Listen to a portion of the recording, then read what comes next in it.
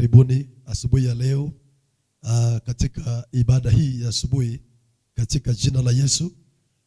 From wherever you are joining us, we welcome you again in the name of Jesus. And as always, it is our hope and belief that the Lord is blessing you with His word in the name of Jesus.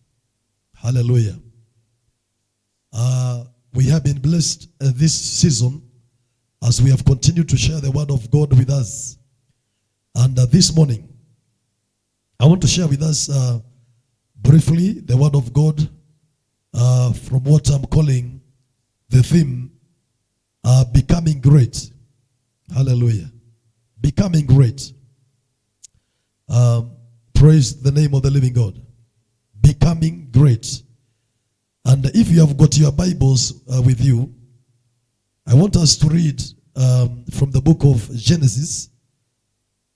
Genesis chapter number 12. Genesis chapter number 12 from verse number 1. And the Lord will bless us this morning together in the name of Jesus. Maybe I should also say, even as we share the word, that the word of God is supposed to take us from one point to another point. The word of God is meant to bring us from one level to another level. Just like God brought Israel from the land of Egypt through the wilderness into the land of Canaan. Hallelujah. So the word of God is meant to bring us from one point to another. It is not just hearing it, but it's supposed to take us from one point to another. Secondly, the word of God or the ministry of the word of God is supposed to answer to our needs. It is supposed to answer our questions, the questions of our lives. Why this? Hallelujah. Why this? Why am I not prospering? Or how can I get there? How can I prosper? Hallelujah. So, and that is the mindset with which we are sharing the word of God from this house. To bring us from one position to another. To answer our questions. And to meet our needs in this life. Hallelujah. So, Genesis, if you don't mind, chapter number 12, verse number 1. Maandiko ambayo yamehubiriwa sana tunayafahamu. Kutoka kitabu cha Mwanzo 12:1 tusome pale inasema hivi. Now the Lord had said unto Abraham, get thee out of thy country and from thy kindred and from thy father's house unto a land that I will show you. Verse 2. And I will make thee a great nation, and I will bless thee and make thy name great, and thou shalt be a blessing. And I will bless them that bless thee, and curse him that curseth thee. And in thee shall all the families of the earth be blessed. Praise the name of the Lord. Maandiko yanatuambia vizuri hapa, ninaposhiriki ujumbe huu ambao nasema becoming great. Biblia inatuambia kwamba Mungu akimuita Abraham amtoe katika nchi ya Uri ya Kaldayo, anasema kwamba anamtoa ili aweze kumfanya awe mtu mkuu. He wanted to make him great. What was the purpose of God in his life? I want to make you great. Anamwambia, and I will make you a great nation, and I will give you a great name. Hallelujah. Hiyo ndio makusudio ya Bwana. Hiyo ndio ilikuwa ahadi ya Bwana, moja ya ahadi ya Bwana, ya kwamba nitakufanya uwe baba wa mataifa, na pia nitalifanya jina lako liwe jina kubwa. Hiyo ni njia ya kusema kwamba nitakufanya uwe mtu mkubwa. I will make you great. And I know we desire that we may become great in this life. It is the will of God that we become great. Hallelujah. Somebody say amen. Na ukitoma pale chini katika hiyo kitabu tu cha Mwanzo 27 kuhusu Isaka. 26. Genesis 26. Inasema katika mstari wa 12 ya kwamba then Isaac sowed in that land, Genesis 26 verse 12, and received in the same year 100-fold, and the Lord blessed him. And the man waxed great and went forward and grew until he became a very great. Hallelujah. Verse 14, for he had possession of flocks and possession of herds and great store of servants, and the Philistines envied him. Tunaona pia hata Isaka baadaye katika majira yake, even he became great and he had great possession.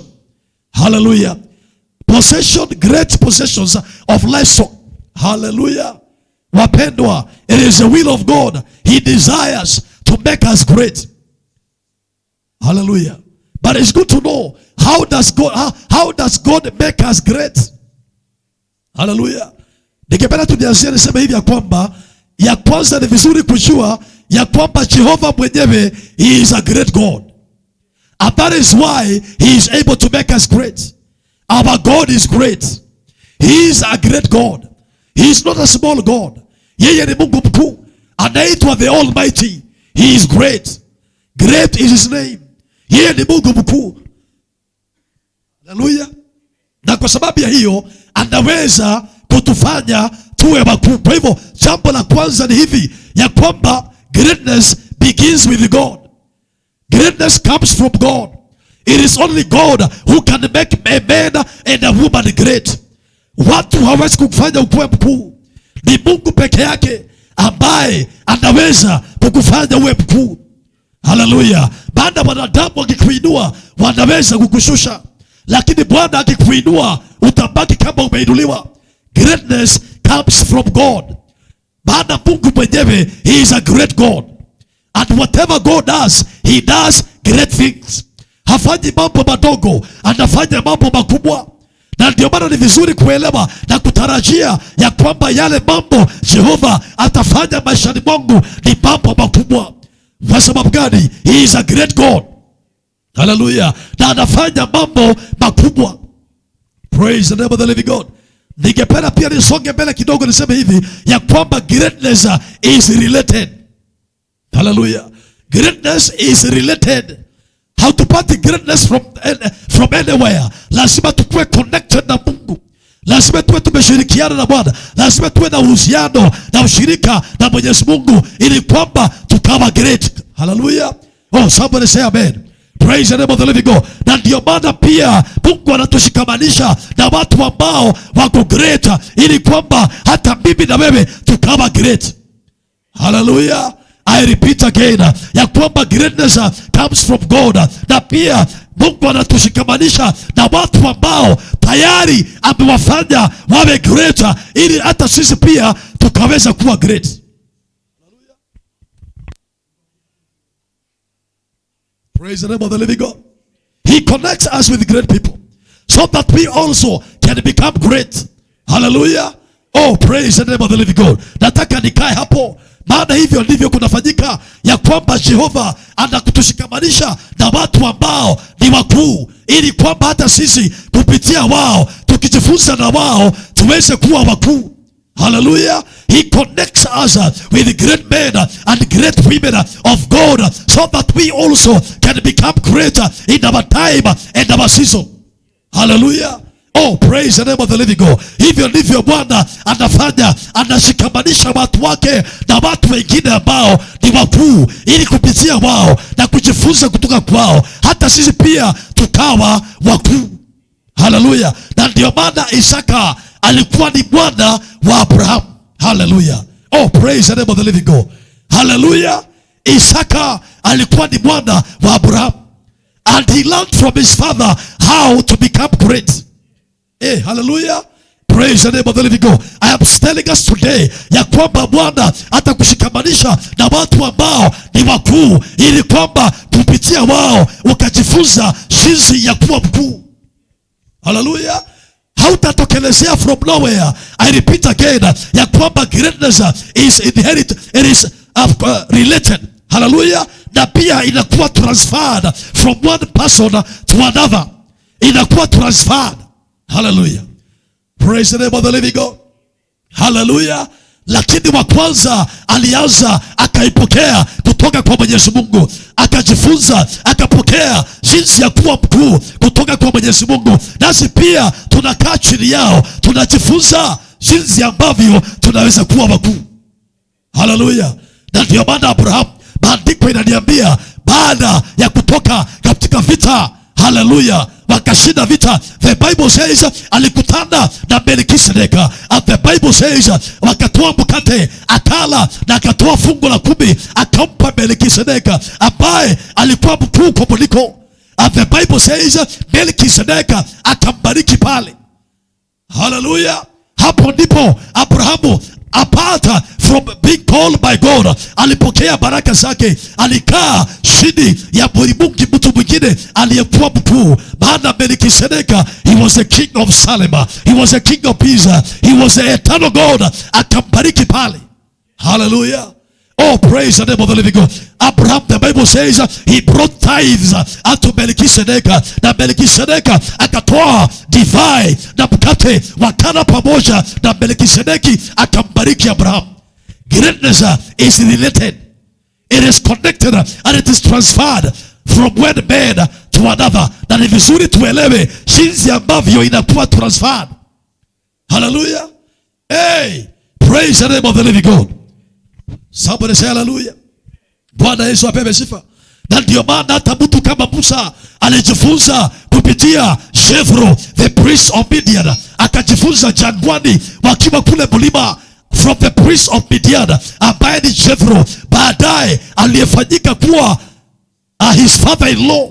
Alijifunza ni huyu Jethro mwenyewe. Baadaye alimwambia Musa, hii kazi ya kuongoza itakuchokesha ukiwa peke yako. Si uteue watu 70 na waombee Roho wako aliye juu yako akaingia ndani yao wakusaidie katika hii kazi. Hallelujah. Oh, praise the name of the living God. Akajifunza kutoka kwa Jethro. Jethro was already a priest in Midian. Na akajifunza. Na miaka mingi sana huyo Musa alikaa katika palace ya Farao. Akiwa pale pia alipata mafundisho, akajifunza. And that is where also alipata kujua jinsi of becoming a great man. Somebody say hallelujah. Greatness is related. Hallelujah. And that is why my brother and my sister, umekutana na watu wakuu katika maisha mwako. Pengine haukuelewa why you met them, lakini maandiko yananiambia kwamba walikutana wao ili wakajifunza. Oh, hallelujah. Somebody say hallelujah. Huyu Solomon, the Bible says in the book of Proverbs, if we may go there quickly, maana nataka tu kuonyeshe ya kwamba greatness is related and it is transferred. Hallelujah. Praise the name of the living God. It is easy for us to become great. Kwa sababu gani? Kuna watu ambao wametutangulia na wamejua njia, wanatuonyesha njia. Oh, hallelujah. Katika Proverbs chapter number 4 verse number 1, Solomon akiongelesha wana wake, anaongelesha vijana wake, anamwambia hivi. Proverbs 4 verse 1, hear ye children the instructions of a father, and attend to no understanding, for I give you good doctrine. Forsake ye not my law. Verse 3, for I was my father's son, tender and only beloved in the sight of my mother. Mstari wa 4 anasema kwamba he taught me also and said unto me, let thine heart retain my words, keep my commandments and live. Hayo maandiko yanasema kwamba he taught me also. Nilikaa chini ya baba yangu ambaye ni mfalme Daudi, nikajifunza. David was a great king. Hallelujah. He was the greatest king in Israel. Na Solomon anasema I sat down under the feet of my father, akanifundisha. Daudi alikuwa na wana wengi, alikuwa na kina Absalom, hata kina Adonijah, lakini hawakuwa wakubwa. Na nikiangalia hapa ni kwamba hawakukaa chini ya miguu ya baba yao Daudi wafundishike. We know the story ya Absalom ambaye alipanga kupindua serikali ya Daudi. Hallelujah. Hakutaka Solomon awe mfalme, na kwa hivyo akapanga njama, akamfukuza Daudi kutoka katika ufalme so that he can snatch the kingdom by trickery, by force, lakini hakuenda mbali. Maana ufalme na greatness inakuja kwa watu ambao wamejifunza how to become great. Hallelujah. I repeat again, ya kwamba greatness comes to people who have learned how to become great. Hallelujah. Na Mungu ni mwaminifu, anatukutanisha na watu ambao ni wakuu. Hallelujah. Katika laini yake mwenyewe, in the lineage of God, in the lineage of greatness, God in his grace and mercy anatushikamanisha with great people so that from them we can learn how to become great. Hallelujah. Sikiliza mpendwa, praise the Lord. Yoshua, he became a great man. Kwa sababu gani? Alitembea na Musa. Hallelujah. Alitembea na Musa na akatumikia Musa. Oh, praise God. Elisha alitembea na Elia, na walipofuka mto wa Jordani, the mantle that was upon Elijah was transferred to Elisha. But Elisha lazima alikaa chini ya miguu ya Elia na akafuata, and he learned how to become great, and he became a great man. The Bible says Elisha, he did the double number of miracles that were done by Elisha. Somebody say hallelujah. Greatness is related. Somebody say hallelujah. Praise the name of the living God. Huyu mama anaitwa Ruth alijifunza how to become greater kwa sababu ya kukaa na Naomi, akatembea naye, akamnaza. She nursed Naomi, alikaa naye, lakini Opa alishiondoa akasema nabakia kwetu, lakini Ruth alisema nakaa na huyu mama maana ni Mwebrania. Akuna Mungu mkuu, akuna Mungu wa miujiza, akuna Mungu wa uwezo, wacha nikae naye. Na akasema where you go, I will go. Where you die, I will die. You are buried, I too will be buried. And your people will be my people. Hallelujah. Greatness is related. Hallelujah. You need to relate yourself appropriately to a great man and a great woman of God. Nikiangalia hata hapa duniani, hallelujah, historia, hallelujah, ya hapa duniani, wahubiri wale wakubwa, hivi ukiinvestigate, they were related one way to another with another great preacher in the previous generation. Hawakutokelezea tu anywhere. They were related, they were connected, they served under them. Na when I say related, sisemi ya kwamba walikuwa familia moja. Nasema kwamba they were in the ministry together. Walikuwa katika huduma pamoja, walikaa chini ya miguu yao, wakajifunza, wakapokea. Hallelujah. Praise the name of the living God. I want to tell us today ya kwamba having a gift or a talent is not enough. Hey, having a gift or a talent is not enough. Ninaona watu wengi ambao wanakimbia na vipawa, wanajiambia I can sing, I can do ABCD. They think that having a gift is enough. I tell us today, it is not enough. You need to be related with a great man of God. Na ukae chini ya miguu yao ujifunze. It is not enough. You will become a disaster if you don't put a pause. Na useme kwamba yes, I have a gift. Yes, I have a talent, but I need to sit under a great man of God. Hallelujah. Can somebody say hallelujah? Oh, praise the name of the living God. Watu wengi ambao wangeenda mbali, watu wengi ambao wangeinuka, wangefanya makubwa, lakini kwa sababu hawakuweza kukaa chini, hawakuweza kufundishika, hawakuweza kukaa chini ya watu ambao wameinuka, kwa sababu wako na kipawa, wako na talanta, lakini hawakufika viwango ambavyo walipaswa kufika. Why? Greatness is related. We need to be related. Somebody say amen. Kanisa Bwana pepe sifa. Na napoongea hivyo, ningependa sasa kusonga mbele kidogo. Niseme hivi, Yesu mwenyewe alisema ya kwamba ukimpokea nabii kwa sababu yeye ni nabii, unapokea baraka na thawabu ya nabii. Sema amen. Na kwamba pia ukimpokea mtu mzuri kwa jina la mtu mzuri, utapokea baraka ya mtu mzuri. Hallelujah. Praise the Lord. Can I tell us something? Listen to me. Watu wengi wako intimidated by greatness. Listen to me very carefully. If you are intimidated by greatness, you will never become great.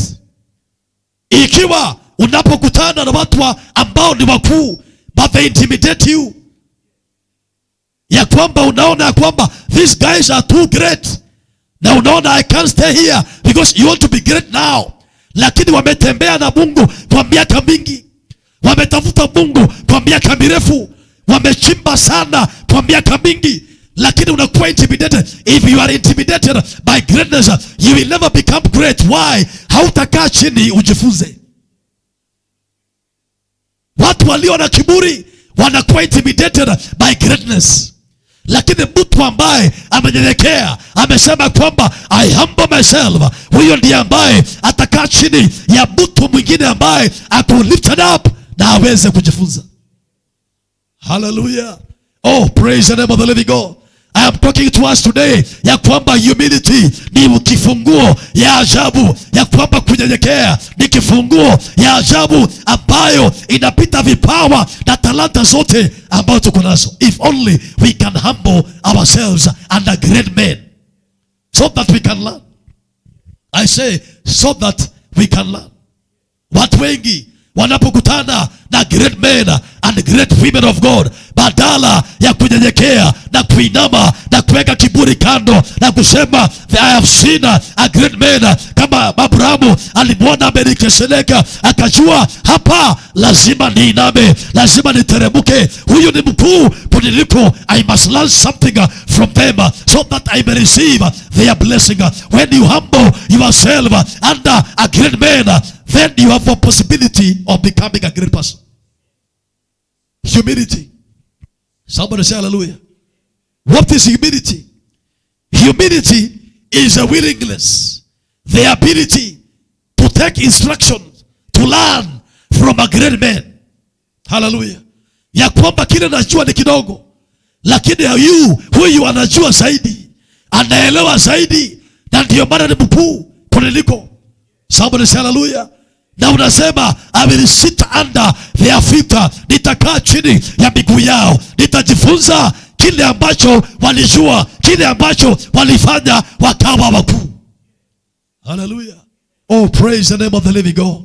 You have an opportunity. Many people have encountered great men, lakini kwa sababu walikosa unyenyekevu ndani yao, hawakuweza kukaa chini wafundishike, wajifunze hii greatness inakuja kwa njia gani, hii greatness ninaifikia kwa njia gani, inafanyika kwa njia gani. Hallelujah. Somebody say hallelujah. Praise the name of the living God. Abraham akaleta fungu la 10 na akasema nakaa chini ya huyu mtumishi wa Mungu, nahitaji nibarikiwe. Hallelujah. If you are intimidated by greatness, then you cannot become great. Hallelujah. Na watu wengi kwa sababu ya kiburi, badala ya kukaa chini, wanaanza kupinga. They oppose the great men. Hapo wanatafuta kitu ambacho watatumia kuwapiga nayo, wanatafuta makosa yao, wanatafuta unyonge wao, badala wasema kwamba I deserve. Hallelujah. Oh, praise the name of the living God. Kunyenyekea, wapendwa, asubuhi ya leo hakuna kitu cha muhimu na cha dhamana kama kunyenyekea. Hallelujah. Kama kunyenyekea. Oh, praise the name of the living God. Maana kunyenyekea inakusababisha na inakuwezesha ukae chini, uweze kufundishika na uelewe watu walifanyika kuwa wakuu kwa njia gani. Hallelujah. Hata Yakobo katika barabara usiku wa manane, maandiko inasema malaika akamenyana naye, na Yakobo alipofahamu ya kwamba huyu mtu ninayepigana naye ni mkubwa kuniliko, akamwambia sikuachilii until you bless me. I refuse to release you until you bless me. He realized ya kwamba hapa kuna chance, kuna opportunity ya kubarikiwa na huyu mtu aliye mkuu kuniliko. He said, bless me. I am not letting you go until you bless me. Hallelujah. He realized this is a great man. I need his blessings. Somebody say hallelujah. Kunyenyekea, unyenyekevu ndani ya mtu inamfanya anakaa chini. Hallelujah. Kunyenyekea pia inafungua macho yako ya kiroho, so that you can see a great man. Hallelujah. Somebody say amen. Inakusaidia kufungua macho yako ya kiroho. Maana it is possible you can come across a great man na ukosa kujua. Maana kiburi huwa kinaleta upofu. Kiburi kinafunga macho ya mtu. Kiburi ndani ya moyo kinafanya mtu anakosa kuona sawa sawa. Anaona mambo opposite. Hallelujah. Oh, praise God. Na pia udunia ama damu na nyama ndani ya mtu inamzuia asione ukuu ya watu. Maana kuwa mkuu kwanza inaanza na kiroho. Greatness is first of all spiritual. Hallelujah. Ni mambo ya kiroho. A great man is a great man because he is so spiritually. Na kama hujakuwa na unyenyekevu na macho yamefunguliwa, utakutana na watu wakuu wa Mungu, na kwa sababu ya upovu wa macho ya kiroho ukose kutambua. Instead uanze kupigana na wao. Instead uanze kuwachimba ama uwadharau. Na kile ambacho umedharau hakiwezi kukubariki. Kile ambacho unapinga hakiwezi kukubariki. Hallelujah. Praise the name of the living God. How I pray in the name of Jesus ya kwamba tutatambua there are great men and women of God before us, wanamjua Mungu kwa undani zaidi, and we need to humble ourselves before them so that we can learn and receive from what they know from God. Hallelujah. Nikisonga mbele, unyenyekevu inakusaidia uweze kuheshimu wale ambao ni wakuu kuliko. Sema amen. Because greatness is transferred by a principle of honor. Hey, praise the name of Jesus. Bwana Yesu apewe sifa. Narudia tena ya kwamba greatness is transferred by the principle of honor. Whatever you honor will be a blessing to you. Chochote ambacho unaheshimu kitakujibu. Chochote ambacho unaheshimu kitakuja kwako. Hallelujah. Greatness is transferred by honoring the great men. Hallelujah. Praise the name of the living God. You honor them. Begin your honor where you are. Begin to honor your parents where you are. Begin to honor your husband where you are right now. Hallelujah. Begin to honor the pastor you are serving under. Upate kubarikiwa. Upate kuinuka. Hao sio Mungu ni kweli, lakini honor them. Hivyo ndio Mungu ameweka. Hiyo ndio mikakati Bwana ameweka. Hiyo ndio process Mungu ameweka. Kama hakuweka, hangesema honor your father and mother so that you may be well with you and you may live long in the land the Lord is taking to you to possess. Hangesema hivyo. Hallelujah. Oh, praise the name of the living God. Kuna washirika wengi ambao pastor wao ni kakitu tu.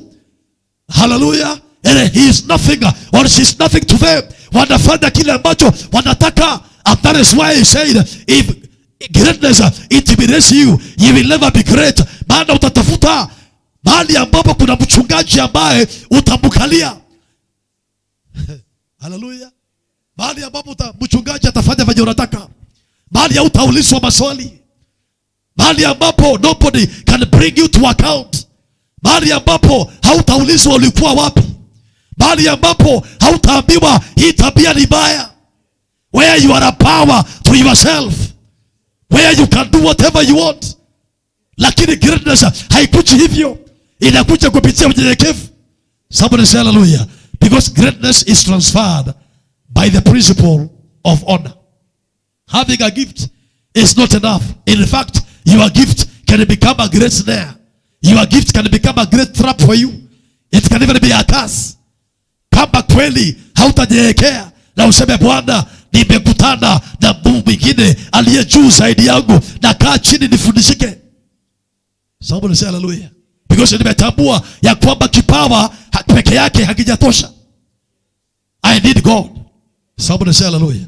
Wapendwa, when we have honor in our hearts, tulihubiriwa jana ya kwamba Ham na Canaan, kile waliofanyia baba yao, walipoona uchi wa baba yao, walitoka nje kwenda kutangaza. Walitoka nje kwenda kuhubiri habari hiyo.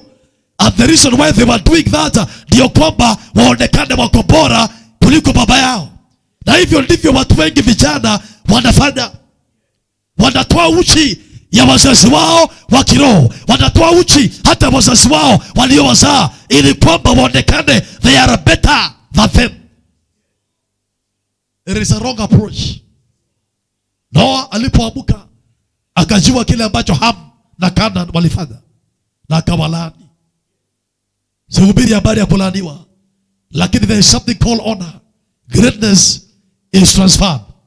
Esau was the firstborn of Jacob, lakini ingawaje urithi ulikuwa ni wake, aliupoteza. Kwa sababu gani? Alidharau na akapuuza urithi wa baba yake. Sikiliza, the Bible says he despised his inheritance. Lakini kabla haijakuwa urithi wake, ulikuwa ni urithi ambaye baba yake alifanyia kazi. Are you despising kazi ya imani ambayo wazazi wako wa kiroho wamefanya? Are you despising their faith? Are you despising their humility? Are you despising kile ambacho walifanya? Mapepo walipambana na wao, wakashindana na kuzimu, wakapambana na maroho ambayo ilitaka kuangusha. Are you despising your spiritual heritage? That is what happened with Esau. There is something there coming. Hallelujah. Esau alidharau urithi aliyopokea. Sikiliza, haupo urithi wake, ulikuwa umefanyiwa kazi na Yakobo baba yake na Isaka babu yake na Abraham kuanzia mwanzo, because it was being transferred from father to son. Lakini alidharau ile kazi ilifanyika ya imani, alidharau ile safari walitembea ya imani, alidharau ile visima Isaka alikuwa na chimba ndio apate Kanaani.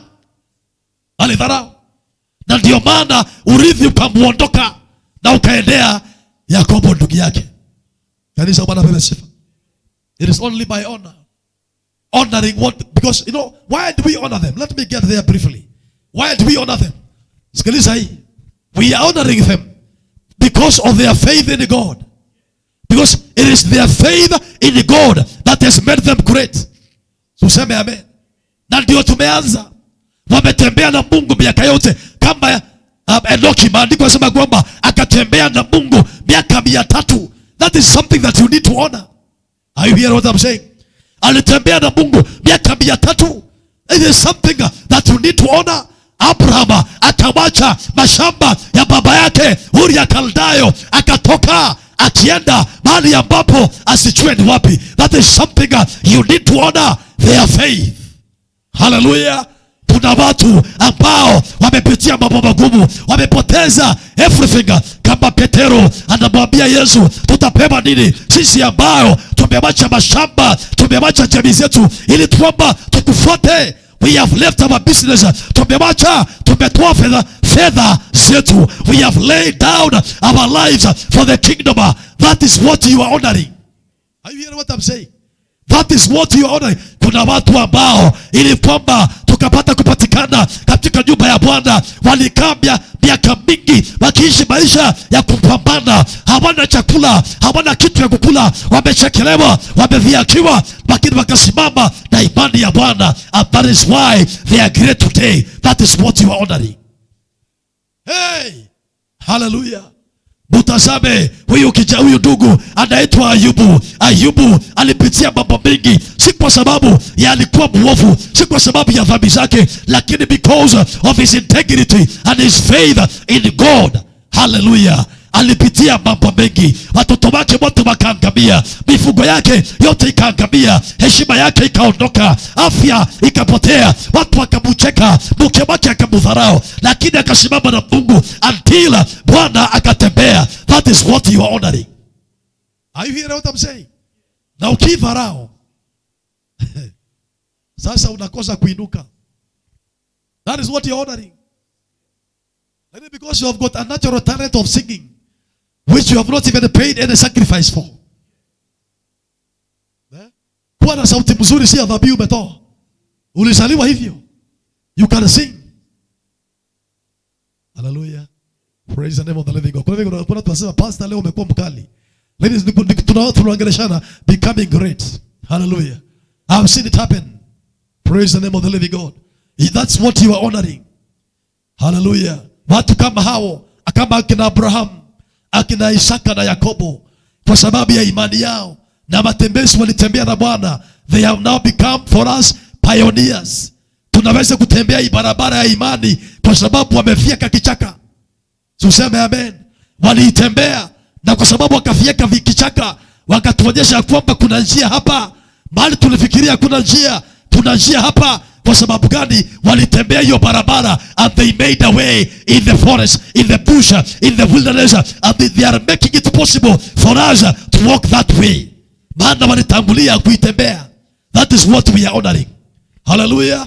Praise the name of the living God. They have become a pattern for us.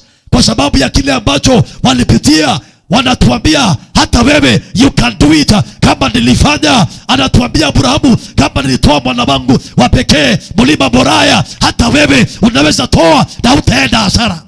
That is what you are honoring. Hallelujah. They have become an example to us. Hivyo ndivyo Paulo anaongea katika Wakorintho chapter number 10, ya kwamba they have become a pattern and an example for us. Because I did it, you too can do it. Hivyo ndivyo Yesu anasema, because I overcame, even you too can overcome. That is what you are honoring. Hallelujah. Na unaona by sitting down at their feet, unasikiliza hiyo maneno na unaichukulia na udhamana. Unasikiliza mahubiri, unaichukua na udhamana. Hallelujah. Na unaleta fungu zako za 10, unasema kwamba hata masadaka ninatoa, na pia unasema hizi vipawa na hizi talanta ambazo ninasema niko nazo, I am bringing them to serve here in the altar. Hallelujah. Sio vitu vya kujigambia nayo, sio vitu vya kujigamba nazo kule nje. Hallelujah. Sababu ni hallelujah. So kwa sababu ya imani yao walipitia hayo mambo na wakasimama. Sababu ni hallelujah. Amen. Praise the name of the living God.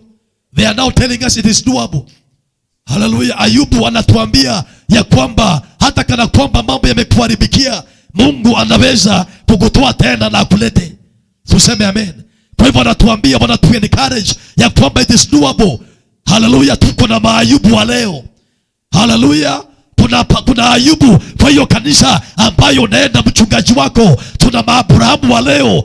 Hallelujah. Honor them so that the power and the glory and the grace of God, hallelujah, and the greatness of God can come upon your life.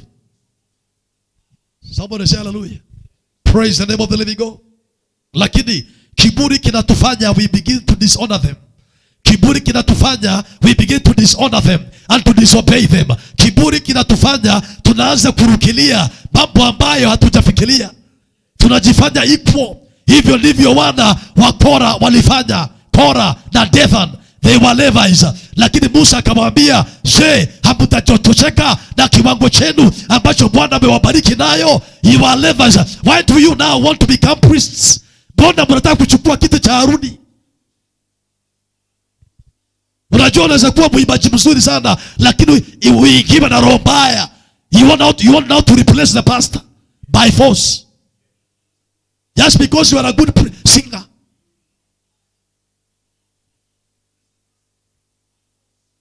Kanisa Bwana apewe sifa. Asubuhi ya leo ninaomba kwamba Bwana tupatie tena roho ya kunyenyekea. Tunahitaji sana, ili Bwana akaweza kufanya hii kazi ndani yetu. Hii mambo ikaweza kuwa transfer. It was the same spirit of pride ambayo ilimuingia kwanza kule juu mbinguni Lucifer, ambaye alisema, aliona dhabihu zinaletewa Mungu. Aliona venye Mungu anapokea dhabihu za ajabu, dhabihu za ibada, watu wakiinama na kuinuka wakisema, mtakatifu ni wewe tu, wewe ndiye mkuu. Shetani akaingiwa na roho mbaya, akiwa pale anaongoza benda ya ibada. Alikuwa muimbaji mbele ya ibada ya Bwana.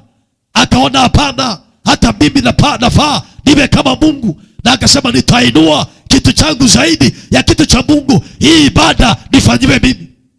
Na alikamatwa haraka sana, akatupwa duniani. Wapendwa, kunyenyekea. Ninaomba tu Bwana tusaidie, atupatie neema ya kunyenyekea. Tumeinuka ndio, lakini tunahitaji kunyenyekea zaidi. In fact, the more umeinuka ndio unahitaji kunyenyekea zaidi. The more kipawa chako ni kubwa, hey my God, hivyo ndivyo unahitaji kunyenyekea zaidi. Hallelujah. Hey, umehubiriwa na mchungaji, umeanza kuwa mhubiri, by God. Sasa ndio unafaa kumwambia Bwana, nisaidie nipate mahali pa kunyenyekea.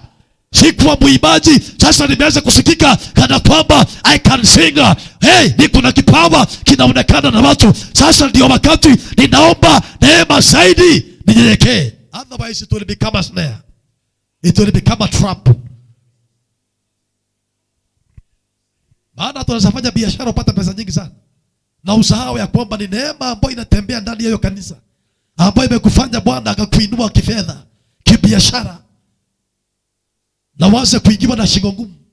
Uone kana kwamba sasa I think hawa watu watakula pesa zangu, wacha nihamie elsewhere ya mali hawanijui, ndio niweze kucontrol how much money I can give. Lakini huyu anajua, hawa wanajua niko na pesa kiasi gani, watakuwa wananitumia vibaya. Hawakutumii vibaya. I have seen them. Si Bwana atupatie neema, atupatie mahali pa kunyenyekea. Somebody say hallelujah. Oh, praise the name of the living God. Hallelujah. Nataka kuelekea nikimalizia in the name of Jesus. Nilisema hapo awali ya kwamba tunahitaji kunyenyekea ili Bwana afungue macho yetu, atupatie kupambanua, kuona ukuu. Kwa sababu gani? Ukuu hauonekani kwa macho ya kawaida. Ukuu, great people, they don't announce themselves that they are great. So sema amen. Mtu yeyote yule ambaye anajitangaza ya kwamba ni mtu mkuu, yeye sio mkuu. True genuine greatness does not announce itself. It does not display itself.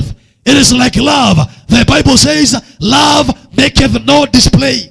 Great men and great women of God, they don't announce themselves. They don't advertise how great they are. They don't. Na ndio maana utawakuta na utawadharau. They are humble men and women of God. Unaweza kuwadharau, maana wanakaa wapole. Yesu akasema hivi, take my yoke upon yourselves and learn from me, because I am meek and humble of heart. Hallelujah. Great men, they are humble. Tumeshiriki ujumbe hapa juzi ya kwamba ukikutana mtu mkuu unaweza kumdharau na kumpuuza. Kwa sababu gani? Hajitangazi.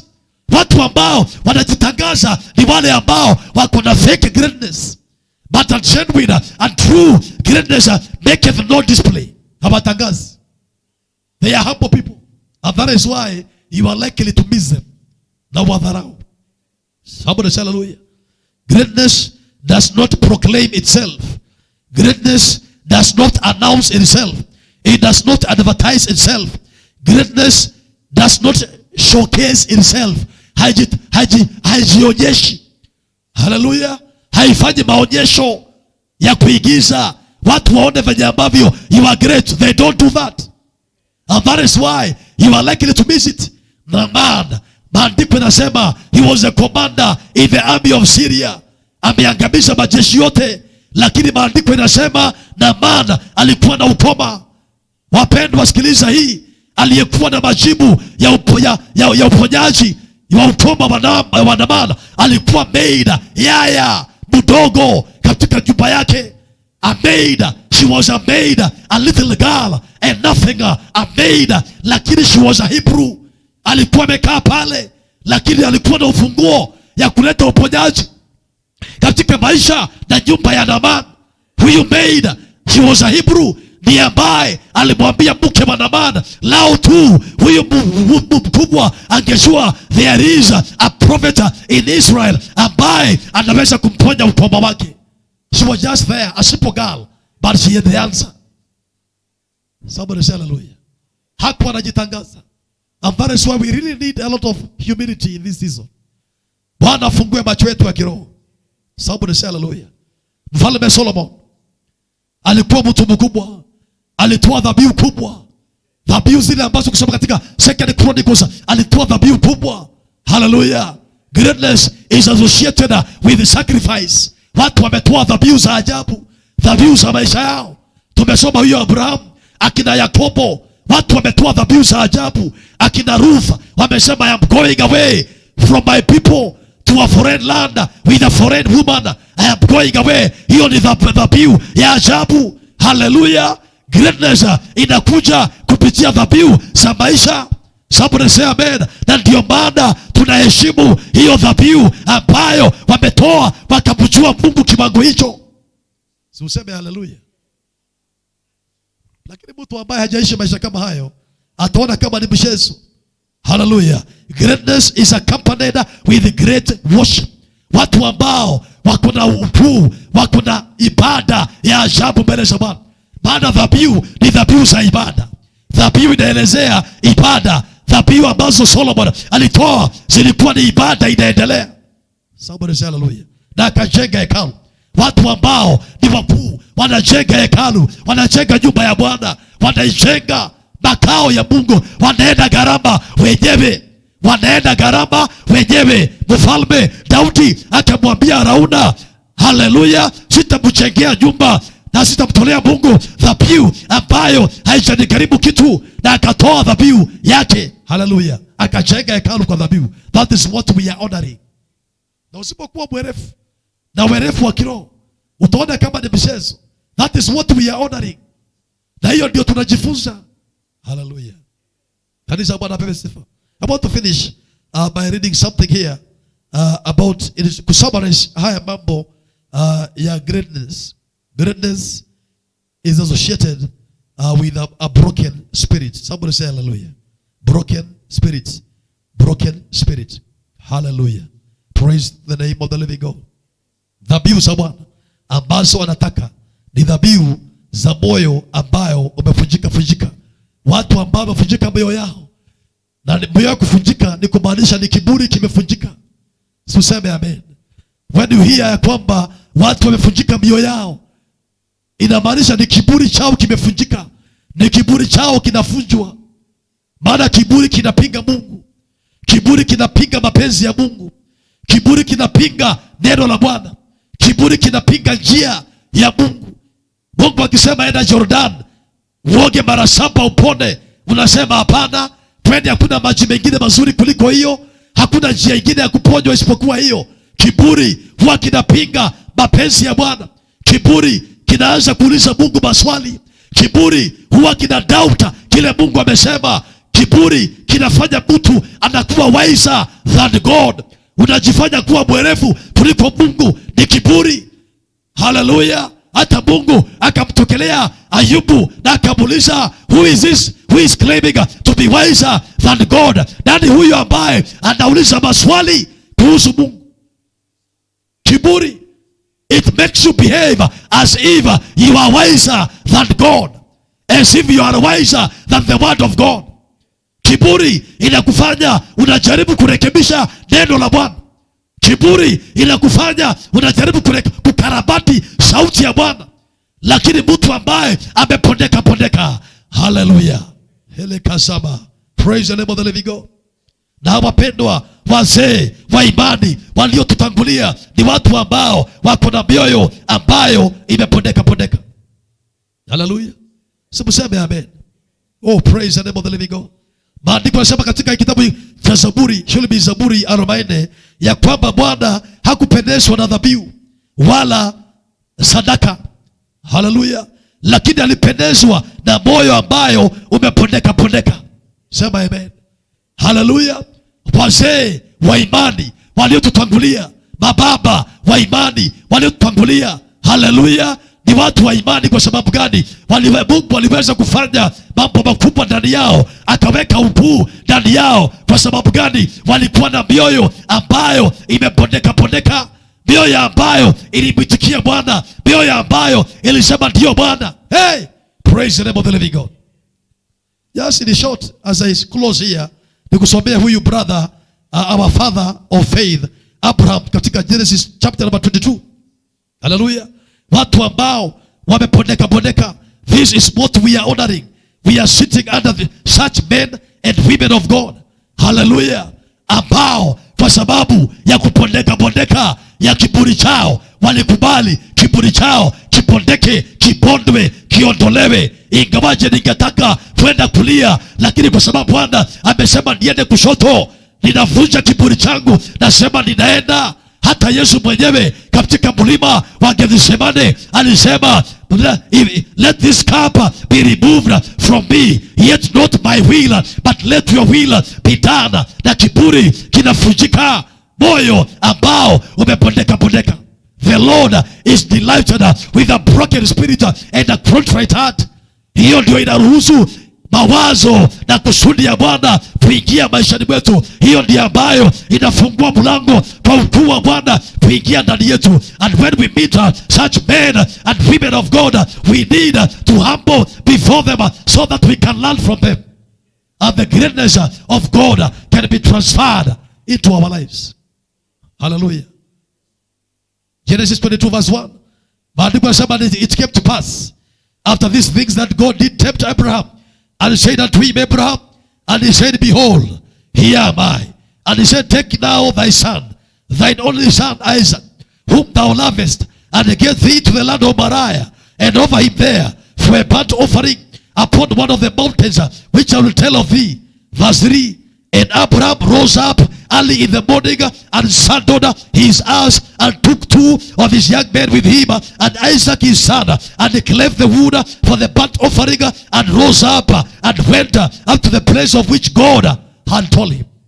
Unaona verse 2, Mungu anamwambia verse 2 ya kwamba utamchukua mwana wako mpendaye wa pekee Isaka, na utaenda mlima Moriah umtoe kama dhabihu kwangu. Verse 3, tunaona Abrahamu akiinuka na akisema ya kwamba ninaelekea. Hatuoni akiuliza maswali, hatuoni akipambana na Mungu, hatuoni akisema why me Lord, must I give this sacrifice? You gave me this son, why are you calling me to take him back and kill him? Hallelujah. Hatuoni akipambana, hatuoni akiuliza maswali. Maana kiburi ndiyo ambayo ina question Mungu. Pride questions God's wisdom. Pride questions God's ways. Hallelujah. Na ndio maana narejea kusema tena asubuhi ya leo, situmuombe Bwana atupatie mahali pa kunyenyekea, mahali ambapo tunaweza nyenyekea. Tumwambie Bwana, I desire to humble myself before you so that I can learn your ways. Hautajifunza njia za Bwana until you learn to humble yourself. Wisdom comes only by way of humility. You can never be wise man until you learn humility. Humility must be a main part of your life. Na humility ndio inaitwa a brokenness, ya kwamba moyo wangu umefunjika mbele zako. Somebody say hallelujah. Si Bwana tusaidie leo. Hallelujah. Tunapojifunza na kuelewa, maana kuna wengi ambao tumewacha bali tungekuwa tumeinuka kitabu sana. Hallelujah. Praise the name of the living God. Let me read this scripture because I feel I should read it now. In Habakkuk chapter number 2. Imekuwa kitajwa recently, but let me read it again. I pray in the name of the living God. Hallelujah. Shekatayaraze kori basandaba. Ninaomba tu Bwana tusaidie. Tusaidie Bwana. Tusaidie Mtakatifu. Tupe neema leo. Tufundishe neema. Tufundishe unyenyekevu. Teach us humility, Lord. We desire to be humble. Hallelujah.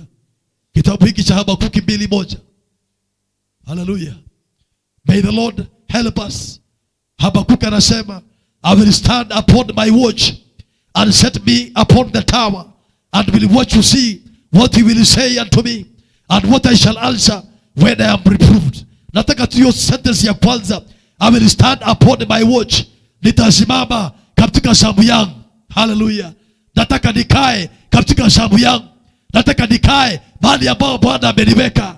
Ninyenyekee. Hallelujah.